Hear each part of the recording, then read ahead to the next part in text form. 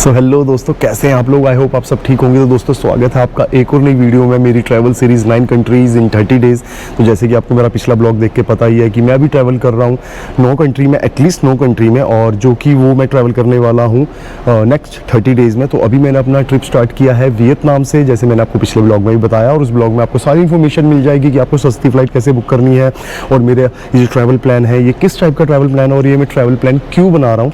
तो अगर आप चैनल और इस वीडियो पर नए हैं तो प्लीज़ चैनल को सब्सक्राइब कर लीजिए, और अगर आप भी ऐसा ट्रैवल करना चाहते हैं तो आने वाली जो वीडियोस है आपको बहुत हेल्प करेगी। तो आप चैनल सब्सक्राइब कीजिए और आपको सारे अपडेट वीडियोस के मिल जाएंगे, जिससे आप इजीली ऐसे कुछ प्लान कर पाएंगे। तो एनीवेज दोस्तों, जो आज की वीडियो है ये बिल्कुल छोटी होने वाली है। जैसे मैंने आपको पिछले ब्लॉग में बताया था कि अभी मैं आपको इस वीडियो में बताऊंगा जो वियतनाम का वीज़ा है वो आप कैसे ले सकते हैं अगर आप भी वियतनाम आने का प्लान कर रहे हैं। तो दोस्तों इस वीडियो में मैं आपको कवर करूँगा जब वियतनाम का ई वीज़ा कैसे अप्लाई करना है, कैसे वो फॉर्म फिल करना है, और अगर आपके पासपोर्ट पे सरनेम नहीं है, जो कि बहुत प्रॉब्लम है वियतनाम के वीज़ा में। जैसे आपने कई केस सुने होंगे कि कई लोगों को वीज़ा मिल गया बट उन्हें बोर्डिंग नहीं मिली ड्यू टू नो सरनेम, क्योंकि उन्होंने फॉर्म गलत फिल कर लिया था, या उन्होंने फ़्लाइट गलत, टिकट बुक करते हुए अपना नाम गलत तरीके से डाला था। बिकॉज सिर्फ वियतनाम ही एक ऐसी कंट्री है जहाँ पे विदाउट सरनेम है, जो पासपोर्ट का कॉलम अगर विदाउट सरनेम हो तो लोगों को कई तरह की प्रॉब्लम फेस करनी पड़ती है। तो दोस्तों इस वीडियो में आपकी पूरी हेल्प करूंगा, स्टेप बाय स्टेप आपको बताऊंगा कि आपको वो अपने पासपोर्ट की डिटेल कैसे भरनी है अगर आपके पासपोर्ट में सिंगल नेम है या सरनेम नहीं है। तो पहले मैं इस वीडियो में आपको बताऊंगा जी ई वीज़ा का फॉर्म है वो कैसे फिल करना है विदाउट सरनेम और विद सरनेम। उसके अलावा मैं आपको बताऊंगा कि आपको जो वियतजेट एयर है उसका फॉर्म उसकी टिकट कैसे बुक करनी है, मतलब जो फॉर्म होता है टिकट बुक करते हुए वो कैसे फिल करना है अगर आपके पासपोर्ट में सरनेम नहीं है या आपका सिंगल नेम है। तो दोस्तों ठीक है, मैं अभी आपको लेकर चलता हूँ अगली स्क्रीन पे, और अगली स्क्रीन पे मैं आपको इन्फॉर्मेशन दूंगा अबाउट ई वीज़ा वियतनाम, और जो उसकी एयर टिकट है वो कैसे बुक करते हैं। तो ठीक है दोस्तों, मिलते हैं आपसे थोड़ी ही देर में और आपको फिर बाकी आगे की इन्फॉर्मेशन देते हैं। तो दोस्तों सबसे पहले आ जाना है हमें गूगल पेज पे और टाइप करना है वियतनाम ई वीज़ा, और ई वीज़ा खोलते ही ये पेज खुल जाएगा। और जो सबसे पहले लिंक है ये ऑफिशियल है और इसी पे जाना है। बाकी कई आपको दिखेंगे जो पेड होते हैं, जो आपका वीज़ा अप्लाई करने के कुछ चार्जेस लेते हैं, उस पर नहीं जाना।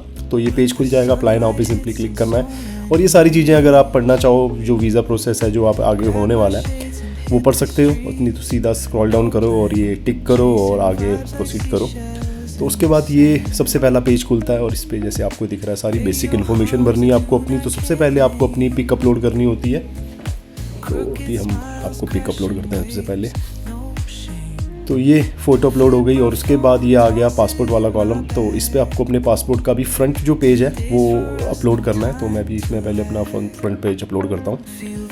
तो ये फ्रंट पेज अपलोड हो गया है। तो जैसे आपने देख लिया, मैंने थोड़ी इन्फॉर्मेशन हाइड कर दी है, बिकॉज जिसका भाई का पासपोर्ट है उसके मैं इन्फॉर्मेशन नहीं दिखाना चाहता आपको।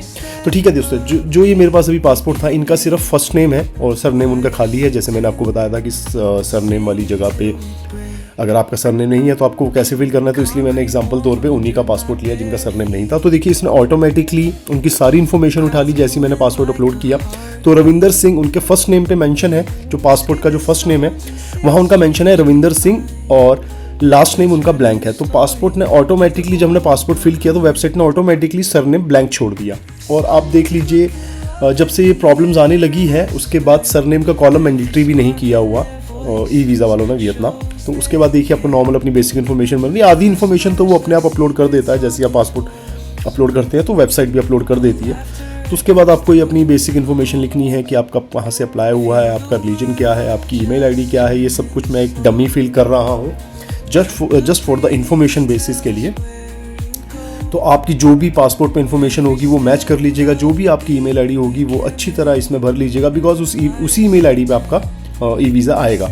तो देखिए ये सब नो करना है, ये पहले से नो होते हैं, आपको ये नो पे ही रहने देना है। बट अगर आपके पास कुछ जो ये चीज़ें लिखी है उसमें यस है तो आप यस कर सकते हैं। उसके बाद आपको छोटी छोटी इन्फॉर्मेशन बन रही है कि ई वीज़ा आपको सिंगल एंट्री चाहिए, आपकी डेट कौन सी है एंट्री की, आपकी एग्जिट डेट क्या है वो सब भरनी पड़ती है, पासपोर्ट नंबर भरना पड़ता है जो कि ऑटोमेटिकली अपलोड हो गया, बट जरूर एक बार चेक कर लीजिएगा। उसके बाद कहाँ से अप्लाई हुआ है, किस टाइप का पासपोर्ट है, ऑर्डिनरी पासपोर्ट है, ऑब्वियसली सबका ऑर्डिनरी होता है हम सबका। बाकी अगर आपका कुछ दूसरा है डिप्लोमेटिक या कोई स्पेशल टाइप का, तो उसमें ऑप्शन आते हैं, आप वो सिलेक्ट कर सकते हो। उसके बाद डेट ऑफ इशू सेलेक्ट करनी है आपको, जो भी आपके पासपोर्ट में मेंशन होगी उसे आप मैच करके बिल्कुल ठीक से कर दीजिएगा। उसके बाद एक्सपायरी डेट तो ऑटोमेटिकली उसने उठा ली है सिस्टम ने, बट स्टिल आप एक बार ज़रूर चेक कीजिएगा, ठीक है। उसके बाद हम नीचे आते हैं और ये आगे कॉन्टैक्ट इन्फॉर्मेशन, तो जो आपके घर का परमानेंट एड्रेस है इंडिया का वो भरना है, आप पासपोर्ट वाला भर सकते हैं सेम, टेलीफोन नंबर भरना है अपना, ये सब डमी है, मैं फिर से बता रहा हूँ, जो मैं ये सब भर रहा हूँ ये सब डमी है, तो आप ये डमी भर just for the information basis. और इमरजेंसी कॉन्टैक्ट नंबर पे आप किसी अपने फ्रेंड का या अपने घर पे अपने भाई बहन का किसी का भी नंबर भर सकते हैं, रिलेशनशिप मेंशन करनी होती है। उसके बाद आ जाती है ऑक्यूपेशन में आप खाली छोड़ सकते हैं बिकॉज मैंडेटरी नहीं है। उसके बाद पर्पस ऑफ एंट्री, मतलब आपका ट्रैवल किस प्लेस पे आप ट्रैवल करना चाहते हैं, तो उसमें हमने टूरिस्ट भर दिया, कितनी नाइट्स का स्टे है वो भर दिया, फ़ोन नंबर वियतनाम जरूरी नहीं है, और अपने होटल का एड्रेस भरना है। होटल का एड्रेस आपने जो भी बुकिंग बनाई है उसमें नीचे मेंशन होता है, तो उससे मैच करके भर लीजिएगा। अदरवाइज आप गूगल पे जाके भी नाम लिख के होटल का, वहाँ पर भी प्रॉपर तरीके से एड्रेस लिखा होता है उन्होंने वेबसाइट पे उनकी, वो भी देख के आप फिल कर सकते हो। तो ये मैं भी एक इन्फॉर्मेशन बेस पे ये डमी सब कुछ भर रहा हूँ, बट आपको एग्जैक्ट वही भरना है जो आपने बुकिंग बनाई है। अदरवाइज आपका जो इमिग्रेशन के टाइम पे जो प्रोसेस होता है उसमें आपको प्रॉब्लम आ सकती है। तो उसके बाद ये बेसिक इन्फॉर्मेशंस होती हैं, उसमें नो करना है, ऑटोमेटिकली नो किया होता है तो आप उसको नो ही रहने दीजिए कि अगर आपका रिलेटिव है कोई वियतनाम में नहीं है तो ऑब्वियसली वो नो ही है, अगर है तो आप यस कर दीजिएगा। आपको एक बार कंफर्म करना है कि सारी इन्फॉर्मेशन ठीक है, और ये आपको रिव्यू कराएगा पूरी इन्फॉर्मेशन जो आपने भरी है। इसे प्लीज़ एक बार बहुत अच्छी तरह ध्यान से देखिएगा, बिकॉज यही इन्फॉर्मेशन आगे जाके आपके प्रिंट होके आने वाली है वीज़ा पे, और अगर इसमें कोई गड़बड़ हो गई तो आपको पूरा वीज़ा फिर से अप्लाई करना पड़ेगा। और कंफर्म करने के बाद ये एक बार डिक्लेरेशन मांगता है कि ये हो चुका है, कंप्लीट हो चुका है, और आपको एक मेल आ जाती है।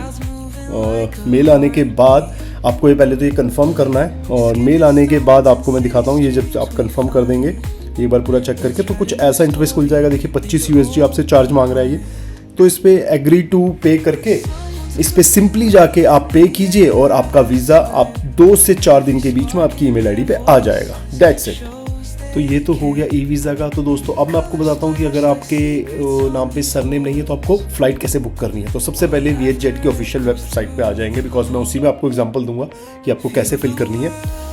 तो सबसे पहले ये इसमें 1 वे कर लेते हैं, दिल्ली डालते हैं, और दिल्ली के बाद आपको हनोई डाल देते हैं जस्ट फॉर द, क्योंकि मैंने आपको जस्ट एग्जांपल देना है कि अगर आपके नाम पे सरनेम नहीं है, आपका सरनेम वाला कॉलम खाली है पासपोर्ट पे, तो आपको वियतनाम के लिए फ़्लाइट कैसे बुक करनी है, बिकॉज बहुत प्रॉब्लम आ रही थी पहले, और अभी भी कई लोगों को बहुत प्रॉब्लम फेस हो रही है। तो ठीक है, तो सबसे पहले कोई भी हम रैंडम इनकी जो फ्लाइट है वो बुक कर लेते हैं। जो दिल्ली से हनोई की है, तो इसमें कंटिन्यू किया। अब देखिए ये आ गया इसका कॉलम जहाँ पे आपको सारी इन्फॉर्मेशन भरनी होती है, और मैं क्लियरली मेंशन किया है कि सेम एज इन पासपोर्ट में भरना पड़ेगा। बट यहाँ पे क्या सीन है, यहाँ पे फर्स्ट नेम और सरनेम दोनों मैंडेटरी है। मतलब आप जैसे ई वीज़ा पे तो उन्होंने अब चेंज कर दिया है, बट यहाँ पे उन्होंने कुछ चेंज नहीं किया, बिकॉज यहाँ पर अभी भी कंपलसरी शो कर रहा है कि आपको अपना सरनेम भी डालना है।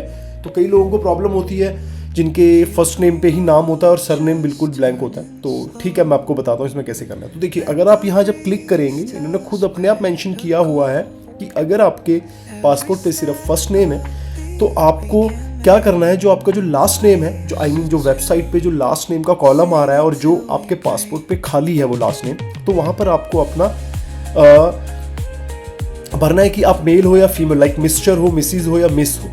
अब यही आप अगर लड़के हो तो ऑब्वियसली मिस्टर करोगे, अब एज ए कपल जा रहे हो, आपकी वाइफ है तो उसमें मिसिस कर दोगे, और अगर आपका कोई बच्चा है तो मास्टर कर सकते हो, है ना।